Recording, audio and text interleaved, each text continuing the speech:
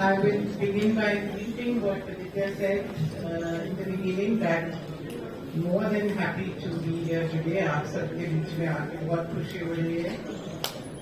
हमारी यूनिवर्सिटी है, हमारा सेंटर है, हमारे स्टूडेंट्स हैं और इसी पूरे एटमॉस्फेयर में हम लोगों ने अपनी जिंदगी काटी है. तो JNU is inside us. It remains a part of us no matter where we go. In fact, it is said that if you are been in JNU, no matter where you go, you will always be a part of it and JNU will remain inside. अब आप उससे भाग नहीं सकते हैं.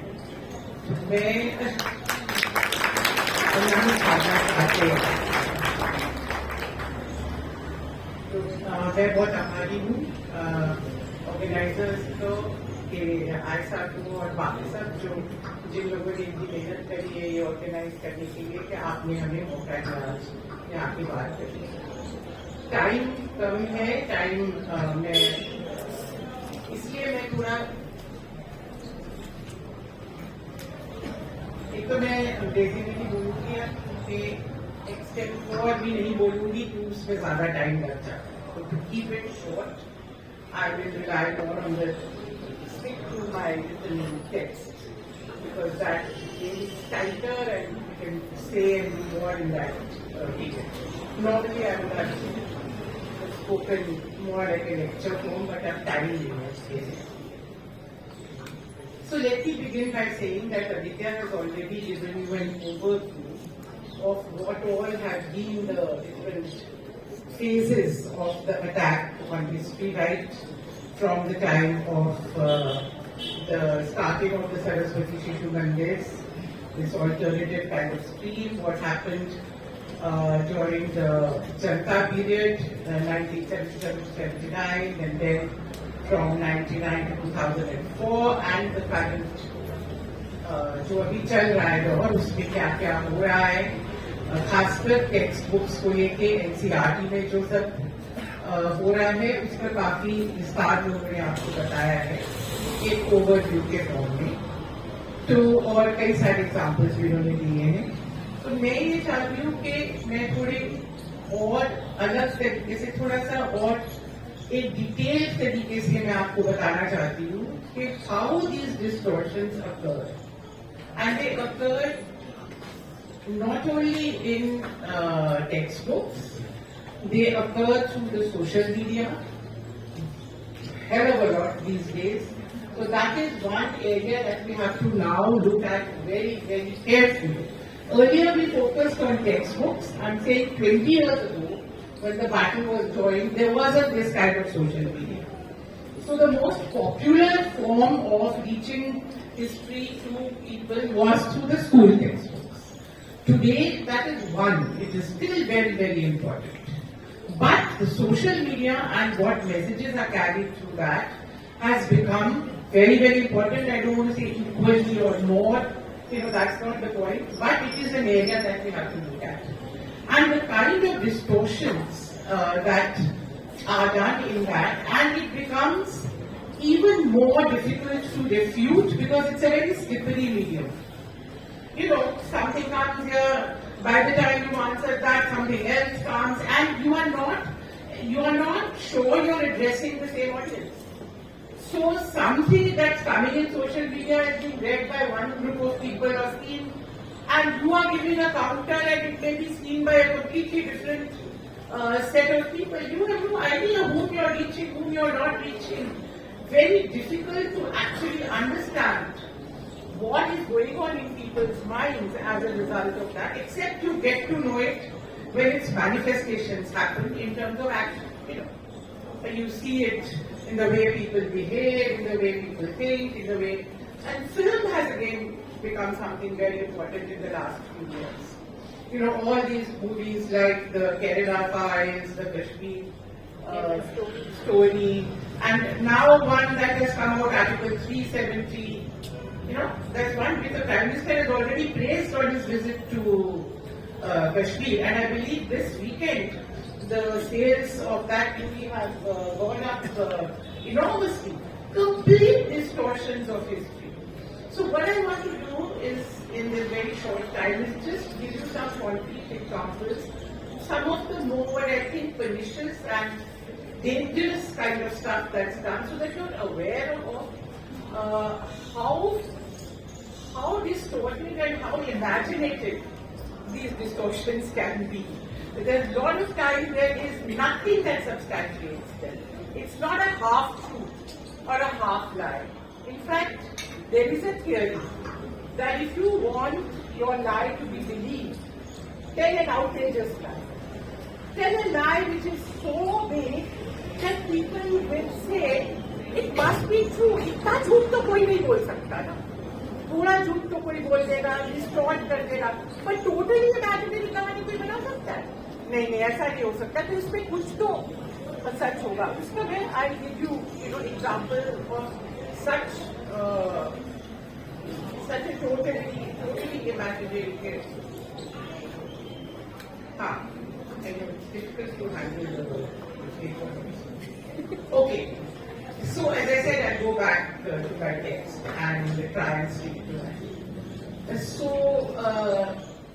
let me begin by saying that all this recent interest in history that we see around us through social media, movies, this, that and the other, normally as a historian one would be very happy to witness this new interest in India in the recent past. One would even fantasize that this new turn providing an opportunity to attract students to a discipline otherwise sidelined in this country in preference to science, commerce, law, management studies, medicine, engineering, and even economics, sociology, political science and literature. History is the kind of last choice. और कोई नहीं मिला subject, चलो history कर लेते हैं. Sadly, however, many historians now feel that the new interest in the subject has little or nothing to do with a genuine interest in learning about the past, and it has everything to do with present-day politics. In fact, I am very fond of saying these days that what these days are all the debates about history and whatever the discussions go on and all, it has nothing to do with history, but it has everything to do with politics. But we historians are supposed to refute. We are supposed to be part of those debates which have actually very little to do with our discipline, except that we can go on saying you're distorting, you're telling lies, you're doing this. So it's just become, our occupation has become not to do research in history, not to take you into new exciting areas of history, but to go on refuting all the imagination and distortion that people, and I can tell you, some of us have spent hell of a lot of time, much more than we should have, as serious scholars doing this. But then there is a larger issue at stake, bigger than this is the country and all of you. So while much of the more visible or more audible debates are about the character of rulers and of monuments built in the medieval period, as we have been discussing, whether Tejo Mahal, Taj Mahal is Tejo Mahal, or the Ashoka pillar was built by, Qutub Minar was built by, whether that Christianity is actually Krishna Niti, and there are fantastic things that go on and on for it. But there are in fact many other areas where a less audible but equally significant war is being waged against history. For example, the Indian Council for Historical Research has been engaged in an exercise to revise the list of heroes of the freedom struggle. Why did they want to revise it? It was done meticulously. Professor Sabyasachi Bhattacharya was the general editor, and many of our students worked as research scholars. It's a wonderful work, but no, they want to revise it. And what have they done? They've removed the Bapla martyrs from the list, for example. But what did they do? Jawaharlal Nehru was dropped from a collage on a poster which announced a lecture series commemorating 75 years of independence. This is the AISA-JNU. Right? They brought out a poster, and who did they put in place of Jawaharlal Nehru on that poster? It was like collage, a circle of photographs. Savarkar. So from a list of freedom fighters, your first Prime Minister, somebody who spent 9 years in jail for fighting for freedom, he doesn't even deserve to have his picture on a poster list, which highlights the heroes of the freedom struggle. Another subtler method, in the name of celebrating unsung heroes, and you watch out for this, is to highlight the role of those who adopted violent methods of struggle against the British, such as the rebels of 1857, the revolutionaries, such as who emerged from the end of the 19th century onwards, such as Bhagat Singh and many others, thereby downplaying the role of the Congress-led and Gandhi-led non-violent movement. These are subtle ways of undermining the role of those who fought for freedom. Oh, you have ignored these. It's so common now. This is a Congress-dominated history. You have ignored the role of 1857 fighters. You have ignored the role of the revolutionaries. Let me frankly tell you, it's a whole lot of nonsense. People of our generation, the generations before, the generations after, have written on 1857 extensive volumes upon volumes. They have written on the revolutionaries. In this center, how much research we have carried on the revolutionaries. One of my students who joined in 2015, when I was still here, submitted a PhD on the revolutionaries a few months ago in this center. So to say that in India, the historians have neglected these is only a way of trying to undermine. Therefore, don't get taken in. These are subtle ways. Without directly attacking Gandhi or directly attacking Nehru, these are ways in which you undermine. And you as historians must be very sensitive to it. The rhetoric that accompanies these moves is that the bias in favor of one party and few individuals is being corrected. They are always correcting history. They are always correcting the bias in history. Okay, watch out for that. Mahatma Gandhi, as you know, is too tall or too dangerous to touch fronting, and yet he is sanitized. How is Mahatma Gandhi? He is sanitized by being, for example, presented as an icon for cleanliness. His glasses adorn the campaign for Swachh Bharat. Every dustbin in India now has Gandhi. So much so that some people started wondering whether he was the chief sanitary inspector of India. Otherwise, why should his glasses be there for all the dustbins? There is, or he is as an icon of khadi. The thing is, you can pick up things which are harmless. It's like the Americans say, who can disagree with mom and apple pie? Who can say mom is bad and who can say apple pie is bad? All mothers are good and apple pie is always good. So nice, goody things about Gandhi, cleanliness, and khadi, which is non-political. Those you can say, oh, we are followers of Gandhi. See, a whole campaign we. But how come there's never any mention of his martyrdom in the cause of communal harmony? Have you ever heard any of our leaders talk about Gandhiji's martyrdom and for what he was martyred? Never. Do you ever hear about his anti-untouchability campaign? That from word go when he entered the freedom struggle, he made the abolition of untouchability a part of the Congress program from non-cooperation movement afterwards? Do you ever hear that in 1932 he said, I'm giving up politics and I'm only going to take up the caste issue and the untouchability issue after his pact with Ambedkar, for which he is still vilified? And that he spent 9 months on the road, coming out of jail. He did not go back. They said he never went back to Sabarmati, that's another story. But he did not go back to any home.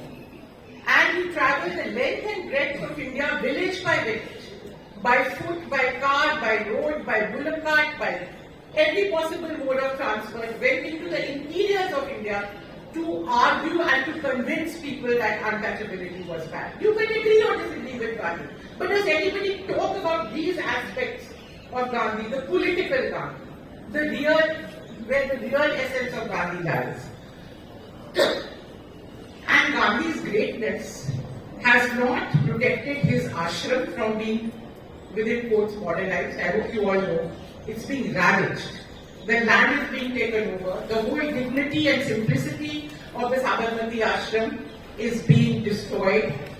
Famous Gandhian scholars, activists have come out against it with no effect on the government. Gandhians who had been living on that land for the last 50 years, families who had been with Gandhiji, they have been thrown out of there. All that is happening. Under I know how many of us are going to ask you even know about these things. That's my main brunt of this story today, not the well-known ones that India talked about, which come in the newspapers, deletions, this, that.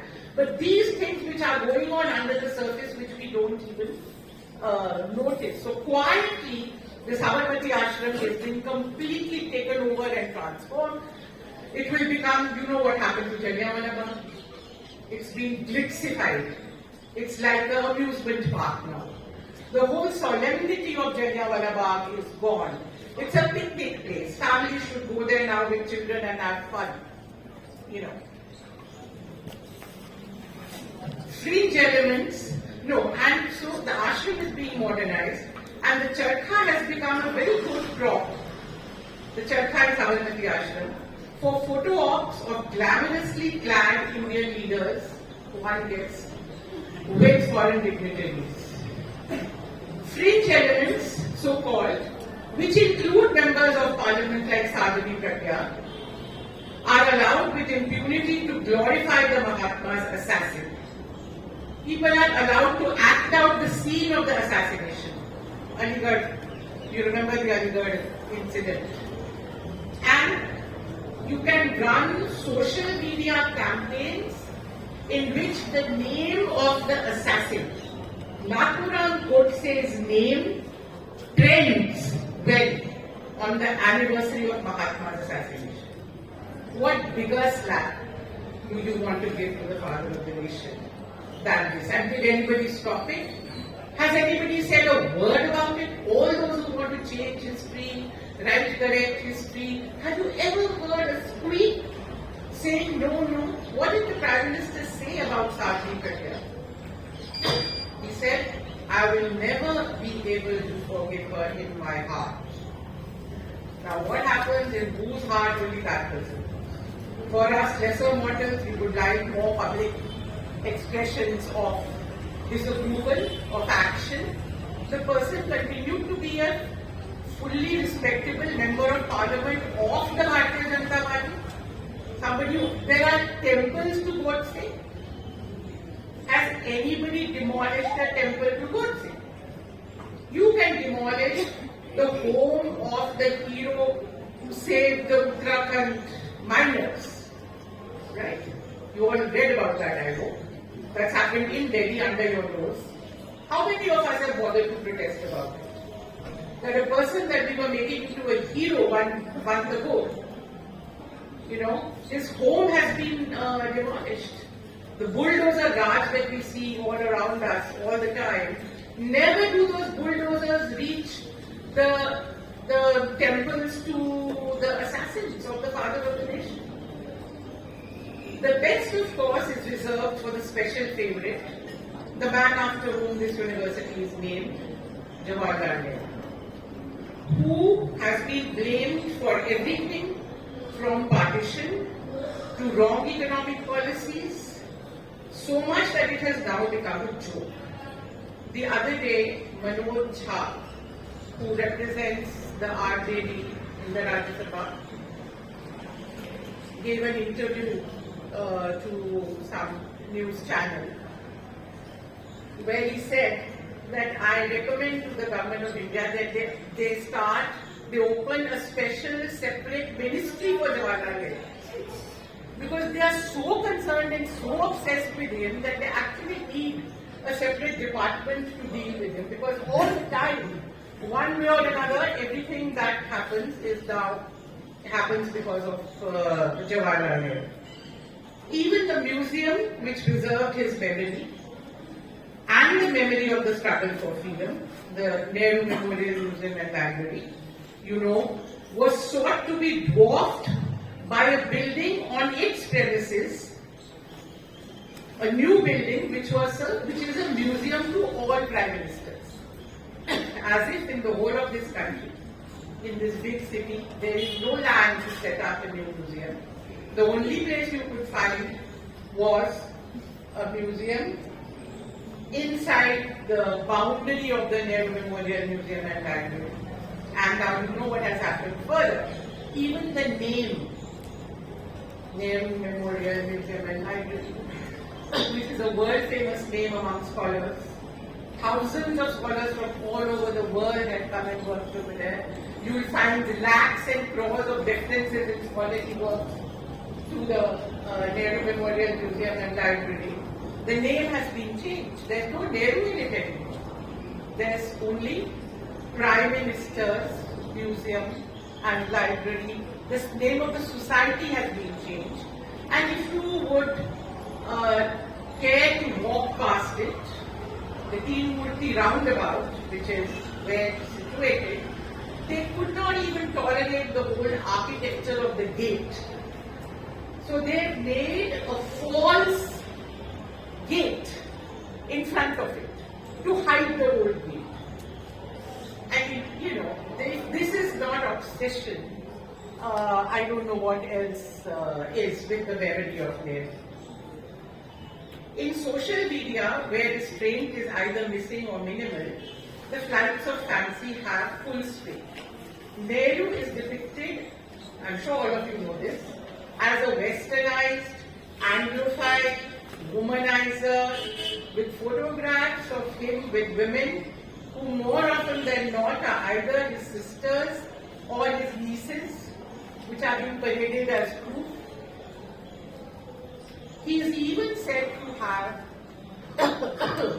a secret Muslim ancestry.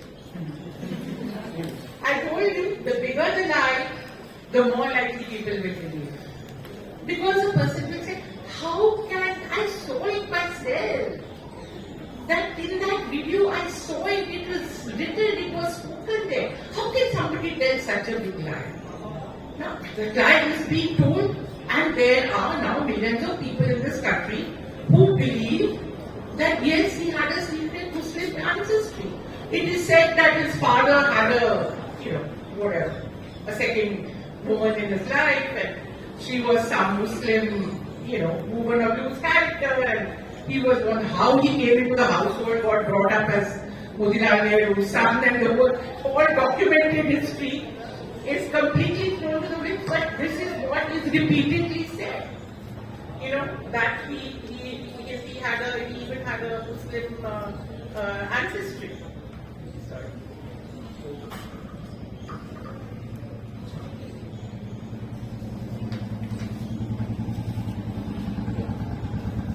Another favorite tactic is to glorify personalities who are supposed to have been the victims of neglect or denied their due by Nehru and his successors. I'm sure you're familiar with this. It is repeatedly said that Vallabhbhai Patel, for example, and Subhash Bose, who were rivals of Nehru, they are presented as rivals of Nehru, they were neglected by him, they were suppressed by him, they were not given their due. Correct? This is the way in which you, in a circuitous way, you are again attacking Nehru by saying not enough attention is paid to others. There is glorification of Congress, glorification of Nehru. This is the Nehru family has controlled India, the dynasty. All of that all of us wrote our history at the direct direction of the dynasty. Their ideological and political differences of opinion are portrayed as personal and factional, and with loaded suggestions made that if only they had been at the helm of affairs rather than Jawaharlal Nehru, India would have become a Vishwa Guru long ago. Why does India have to wait till now? Because this nincompoop Nehru was there at the helm. If Sardar Patel had become Prime Minister or Subhash Bose had headed the country, he would have gone places long ago. Every once in a while, insinuations that Nehru did not want Subhash Bose to return to India. I'm sure you've heard these, are made, and that he did not make enough efforts to find out the truth about his death, that he ill-treated his family. All these are said. Fake letters are circulated which show that Nehru wrote to the British government calling Subhash Bose a war criminal. I must share with you a personal example. I got trapped into one TV debate. I'm usually quite careful who, because I've learned the hard way who I get caught with. But this time, my dear old friend Professor Kapil Kumar was there. I didn't know he was going to be there. That's it, sorry. But it so happened I was there and he was there. He actually flashed this letter on the screen, one badly typed letter with spelling mistakes, on some old rickety typewriter, which was supposed to have a letter from Prime Minister Nehru to the British government, in which Nehru called him a war criminal. And he's waving this on the screen to say, look, this is what it. Such total fabrications, such total lies between people who Bose and Nehru. I don't have the time to tell you stories. Another day you call me, I'll tell you stories. Bose considered Nehru to be like his elder brother and vice versa. Even after independence, there was a room reserved for Jawaharlal Nehru in Subhash Bose's ancestral house in Calcutta. Subrata Bose, who was a grand-nephew of Subhash Bose, who was member of parliament till very recently, is a professor at Harvard, has on record said this, that in our house, there was a room reserved for Jawaharlal Nehru where he used to come and stay even as a prime minister after independence. Such was the close relationship between them. But the kind of vilification that Nehru would have wanted Subhash Bose dead, he didn't make enough efforts, he called him a war criminal, all these are, part. I mean, they are commonplace stuff. The same arguments underpin the building of the giant statue of Sardar Patel and the insertion of chapters on his role in the history syllabus while dropping references to Nehru. There's too much of Nehru, let's drop Nehru. So in Rajasthan, for example, in the textbook, they dropped a chapter on Nehru. Any reference to Nehru. And they say, oh, we'll put in stuff on Sardar Patel. This is because he has been dealt an unfair deal by pro-Nehru people and by Nehru himself. We are told in social media, if only Sardar Patel had become Prime Minister after independence, there would have been no Kashmir problem, no Article 370. It is claimed that Patel was unfairly denied his prime ministership, which went to Nehru, despite the majority of the Congress being in favor of Patel. How many of you have heard this, read this, seen some video? And you have. I mean, it's one of the most common things that is said, that he was unfairly denied. In fact, a book has come out which lists the 78 blunders of Nehru. Why not 79? Why not 80? Don't worry, there's an answer. There's a revised edition which now gives us 129 blunders. So more research has now, my data may be a little old, so probably you have another edition with more blunders discovered. So, sometimes one thinks that probably the consumers of social media believe that Sardar Patel was actually the founder of the Bharatiya Janata Party, or of its predecessors like the Jansangh and the Hindu Mahasabha, and they wouldn't even know that he was a lifelong member of the Congress. The only party he ever joined in his life was the Congress, and he died a congressman. He died as the Deputy Prime Minister of India. But here's a man about him you would believe that he was an ancestor of the Hindutva forces and a direct opposite to, represented the exact opposite of Jawaharlal Nehru.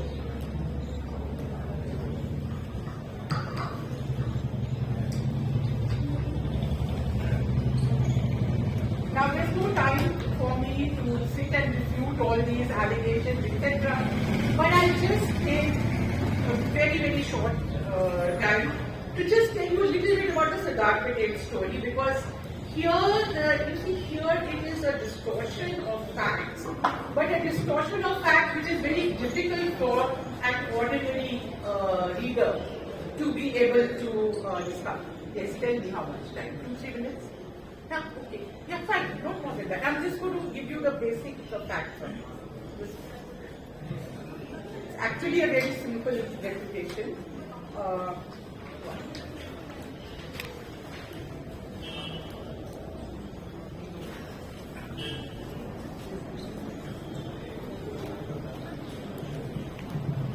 Now, the evidence that is cited to prove this point is that in 1946, the majority of the provincial Congress committees in India, the PCCs, voted that they wanted Sardar Patel to be the president of the Congress. Please remember what I am saying. Not the Prime Minister of India. Nobody was selecting a Prime Minister of India. Every year the Congress president used to change. Maulana Azad had been president for a few years during the war because no Congress session was possible. Otherwise, every Congress session, there was a new person who became president. By becoming president, you did not have a claim on the future prime ministership of India. Okay? It was just somebody who looked after Congress organization for that 1 year. So, majority of the provincial Congress committees gave their opinion to Gandhiji and said they wanted Patel. Gandhiji overruled it. Who overruled it? Not Jawaharlal Nehru. Gandhiji overruled it and said no. At this time, it would be better to have Jawaharlal Nehru as the president of the Congress, because we are now engaged in negotiations for the transfer of power with the British cabinet. The cabinet mission was then in India. Gandhiji's estimate was that Nehru would be a better person to negotiate with the British, whatever be the reasons, than Sardar Patel. So the reason was very simple, and it had nothing to do with who was going to become the future Prime Minister of India.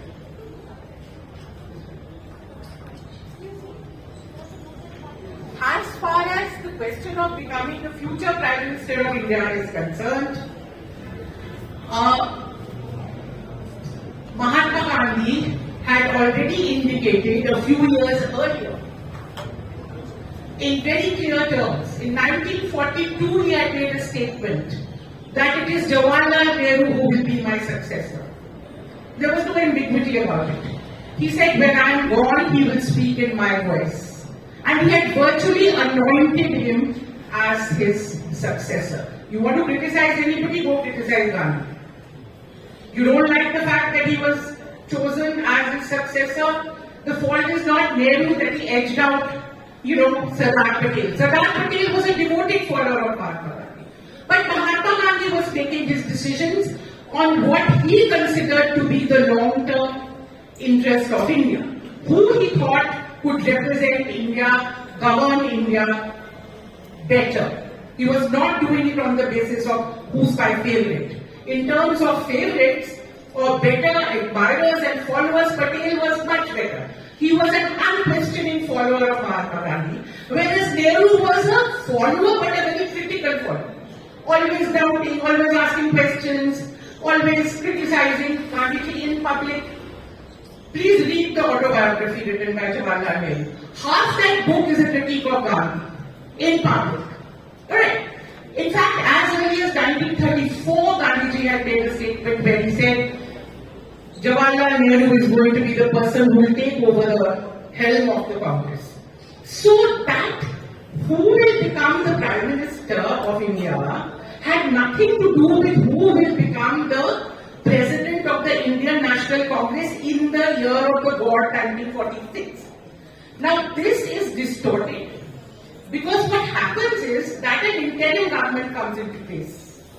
With the cabinet mission negotiations, 1 year before full independence, an interim government is put into place and Nehru is made the head of that government. Because he is going to be the future Prime Minister. The Congress nominates him as the head of that government. And then he becomes the Prime Minister. nothing to do with the provincial Congress committees deciding to make him president in that 1 year. Now this fact is distorted, repeated again and again, and anybody who doesn't know better, oh, the Congress, all the Congress committees wanted him, but then Nehru was he edged him out. So what I'm giving you one concrete example, as historians you can understand this. Somebody to refute it has to know what it means to be Congress president. You have to know that Congress president changes every year. Not like now when Congress can have a president, same president for 20 years. It's a different system altogether. Alright. Nehru became Congress president after independence only 1 year or 2 years when that quarrel with Pushpattam Das Tandon happened. Otherwise, after independence also, it was always somebody else who was the president of the Congress. It kept on changing. So this simple fact is distorted, and millions upon millions of people are made to believe that, to create this prejudice. Again, I've given you two examples, how the Bose story and how the Patel story. People with whom Jawaharlal Nehru had differences but worked together till the end. How it's all distorted in order to create this kind of completely imaginary history. These are just quantity. We could go on. Mahalakshmi, I'm sure, can give you 1,000 examples from ancient history. Our medieval historians can tell you how it's all concocted. So you have to be very, very alert, and constantly questioning and asking questions and asking for proof. I think that's the crucial point that I want to make.